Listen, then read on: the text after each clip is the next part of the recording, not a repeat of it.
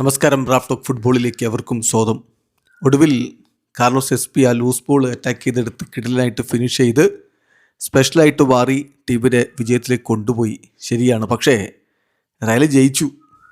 എന്നാലും ആരാധകരെ സംതൃപ്തിപ്പെടുത്തുന്ന ഒരു പ്രകടനമാണ് റയൽ നടത്തിയത് എന്നെനിക്ക് തോന്നുന്നില്ല.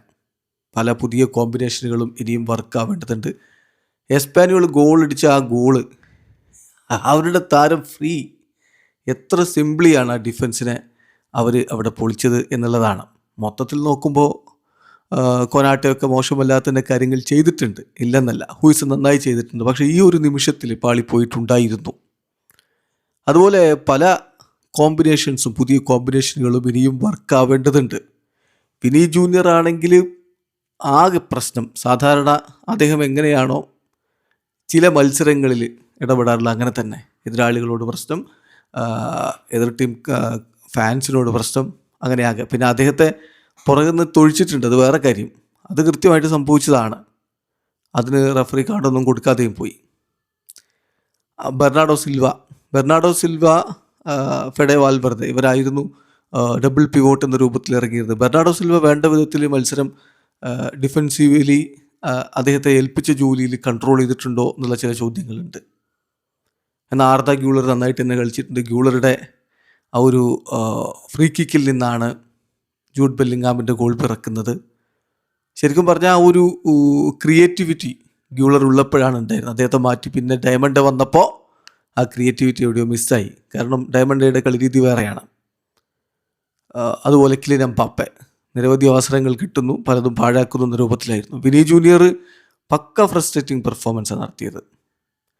എന്തായാലും ഒടുവിൽ 2-1 ജയിച്ചു കയറി. അതാണല്ലോ ഇമ്പോർട്ടൻറ്റ്. ബാക്കി ഒന്നും പിന്നെ ചർച്ചയും തർക്കവും ഇല്ലാതായി പോകും.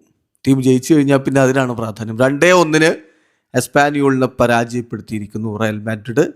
അങ്ങനെ പുതിയ സീസണിന് തുടക്കമിട്ടിരിക്കുന്നു. ജൂഡ് ബെല്ലിംഗാമും കാർലോസ് എസ്പിയുമാണ് അവരുടെ ഗോളുകൾ കണ്ടെത്തിയത്. മറുഭാഗത്ത് കലട്രാവയാണ് എസ്പാനിയോളിനായിട്ട് ഗോൾ നേടിയത്.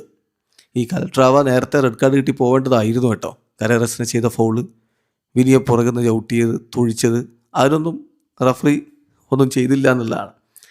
എന്തായാലും മത്സരത്തിൽ വിനി ജൂനിയറും കിലിയൻ എംബാപ്പയും ആർദ ഗ്യൂളറും ബെർണാഡോ സിൽവയും ജൂഡ് ബെല്ലിംഗാമും ഒക്കെ ചേർന്നുകൊണ്ടാണ് ആദ്യ 11 ഇറങ്ങി മുന്നേറ്റങ്ങൾ നയിച്ചത്. മറുഭാഗത്ത് ഫെർണാണ്ടസും ഹെർണാണ്ടസും ചേർന്നുകൊണ്ടാണ് എസ്പാനിയോളിൻ്റെ മുന്നേറ്റങ്ങൾ നയിച്ചത്. കളിയുടെ തുടക്കത്തിൽ 9ാമത്തെ മിനിറ്റിൽ ആർദ ഗ്യൂളറുടെ ഫ്രീ കിക്കിൽ നിന്ന് കിടിലൻ ഹെഡറിലൂടെ ജൂഡ് ബെല്ലിംഗാം പന്ത് വലയിലേക്ക് എത്തിക്കുകയായിരുന്നു. എസ്പാനിയോൾ പക്ഷേ ആ ഗോൾ മടക്കുന്ന കാഴ്ച കലട്രാവയിലൂടെ 30ാമത്തെ മിനിറ്റിൽ വളരെ ഈസിലി അവർ റയലിൻ്റെ ഡിഫൻസ് പൊളിച്ച് ഗോൾ അടിക്കുന്ന കാഴ്ച. കംപ്ലീറ്റ്ലി ഫ്രീ ആയിരുന്നു കലട്രാവ.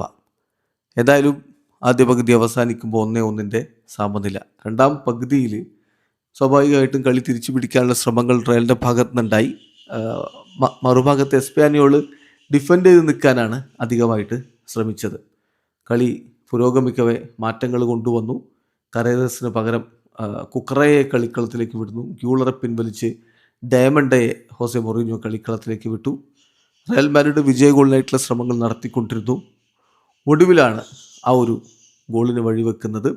ബെർണാഡോ സിൽവയ്ക്ക് പകരം കമവിംഗ, ഡംഫ്രീസിന് പകരം ട്രെൻറ്റ് അലക്സാണ്ടർ ആർണോൾഡ്, ബെല്ലിംഗാമിനെ പിൻവലിച്ച് എസ് കളിക്കളത്തിലേക്ക് വന്നു. ആ എസ് ആണ് ഒടുവിൽ വിജയ ഗോൾ നേടുന്നത്. ഒരു ലൂസ് ബോൾ അദ്ദേഹം അറ്റാക്ക് ചെയ്തെടുത്ത് കിടിലനായിട്ട് ഫിനിഷ് ചെയ്തു. ഒരു പ്രോപ്പർ നമ്പർ 9 എങ്ങനെ പ്രതികരിക്കണം ഇത്തരം ഘട്ടങ്ങളിൽ, അതാണ് നമ്മൾ അവിടെ കണ്ടത്.